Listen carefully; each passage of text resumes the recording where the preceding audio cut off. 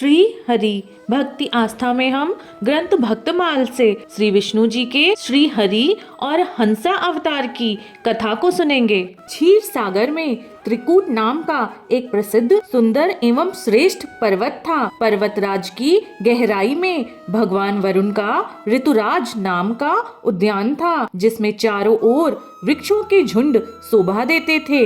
एक सुंदर अति विशाल सरोवर था। वहीं पर्वतों और घोर जंगलों में बहुत से हाथी हथनियों का एक समूह रहता था। वहाँ एक गजेंद्र निवास करता था, जो कि सभी हाथियों का सरदार था। एक दिन गजेंद्र उसी पर्वत पर विचर रहा था। बहुत कड़ी धूप के कारण वह प्यास से व्याकुल हो गया।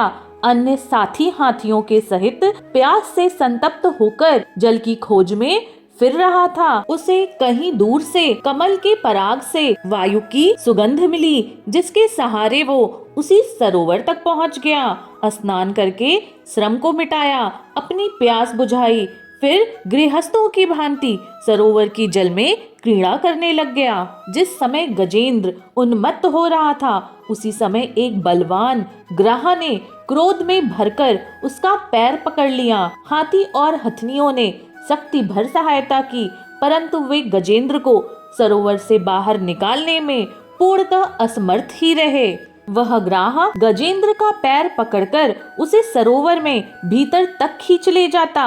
गजेंद्र का उत्साह, बल और शक्ति क्षीण हो गए। खुद को बचाते हुए 1000 वर्ष बीत गए। गजेंद्र के प्राण संकट में थे। वह अपने आप को छुड़ाने में सर्वथा असमर्थ था। बहुत देर तक जब उसने अपने छूटने का कोई उपाय नहीं देखा, तो वह इस निर्णय पर पहुंचा, जब मेरे बराबर बल वाले हाथी भी मुझे ना छुड़ा सके, अतएव अब मैं संपूर्ण विश्व के एकमात्र आश्रय परम ब्रह्मा की शरण लेता हूँ।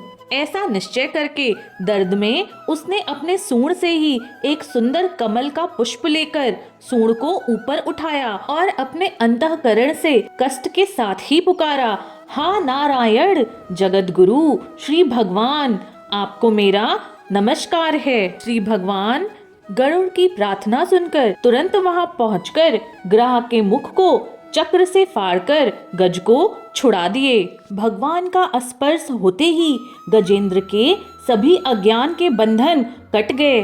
वह भगवान की भांति चतुर्भुज रूप हो गया, अर्थात उसे सार रूप मुक्ति प्राप्त हुई और श्री भगवान उसे अपना पार्षद बनाकर अपने साथ ले गए। एक बार सनकादिक परम ऋषियों ने अपने पिता श्री ब्रह्मा जी से पूछा कि चित्त गुण दोनों ही विषय में घुसे रहते हैं। गुण भी चित्त की तरह आपस में मिले जुले ही रहते हैं। ऐसी स्थिति में जो पुरुष इस संसार सागर को पार करके मुक्ति का पद प्राप्त करना चाहता है, वह इन दोनों को एक दूसरे से कैसे अलग कर सकता है? अतः इस प्रश्न का उत्तर देने के लिए श्री ब्रह्मा जी ने भक्ति भाव से भगवान का चिंतन किया। तब श्री हरि ने हंस का रूप धारण करके उनके सामने प्रकट हुए और सनकादिक ऋषियों के साथ तथा ब्रह्मा जी से वंदित होकर सनकादिक के पूछने पर श्री भगवान बोले, हे ब्राह्मणों,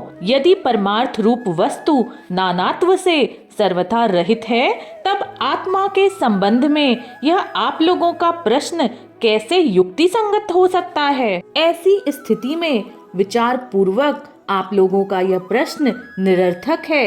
यह केवल वाणी का व्यवहार मात्र है। श्री भगवान बोले, मन से, वाणी से या दृष्टि से भी अन्य इंद्रियों से जो भी कुछ ग्रहण किया जाता है, वह सब मैं ही हूँ। मुझसे भिन्न कुछ भी नहीं है। यह सिद्धांत आप लोग तत्व के विचार के द्वारा समझ लीजिए। हे पुत्रों, यह चित्त चिंतन करते करते विषयाकार हो जाता है और विषय चित्त में प्रविष्ट हो जाते हैं। यह विषय और जीव का देह मेरे ही स्वरूप भूत उपाधि है, अर्थात आत्मा का चित्त और उसके विषय के साथ कोई संबंध नहीं है। इसीलिए बार बार विषयों का सेवन करते रहने से यह विषय चित्त में आसक्त हो जाता है और प्रविष्ट हो गया है। विषय और गुण इन दोनों को ही अपने वास्तविक रूप से मुझ अभिन्न परमात्मा का साक्षात्कार करके पूर्णतः त्याग देना चाहिए। इस प्रकार भगवान ने सनकादिक मुनियों के संशय मिटा दिए और भली भांति उनके द्वारा पूजित और वंदित होकर श्री ब्रह्मा जी और सनकादिक ऋषियों के सामने अदृश्य होकर अपने धाम को चले गए।